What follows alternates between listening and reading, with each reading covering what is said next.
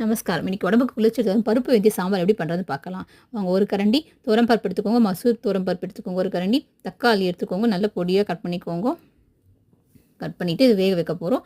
ஒரு ஸ்பூன் வேக வைக்கிற பாத்திரத்தில் ஒரு ஸ்பூன் வெந்தயத்தை அலம்பி இதில் போட்டுக்கிறோம்.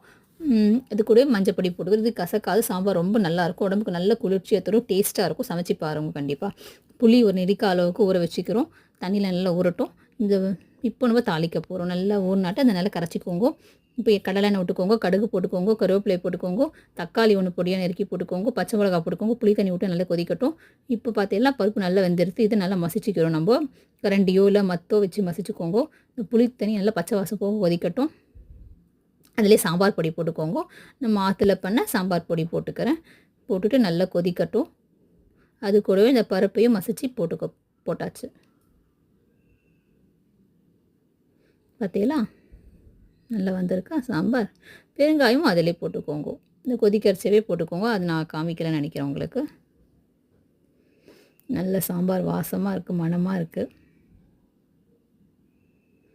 அவ்வளோதான், டக்குன்னு நம்மளுக்கு ரெடி ஆகிடும். இதெல்லாம் பண்ணிகிட்டே எல்லாம் கொத்தமல்லி மேலே தூவிக்கோங்க. கடைசியாக நல்லா நுரைச்சி வந்தாட்டு அடுப்பு அணைச்சிருங்கோ. பார்த்தீங்களா, நல்லா இருக்கா கன்சிஸ்டன்சி.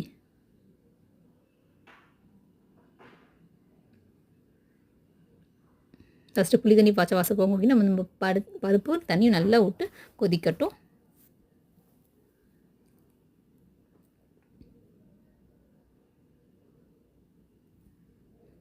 சுவையான சாம்பார் ரெடி. அவ்வளோதான். சப்ஸ்கிரைப் பண்ணுங்க, லைக் பண்ணுங்க, கமெண்ட்டில் ஷேர் பண்ணுங்க.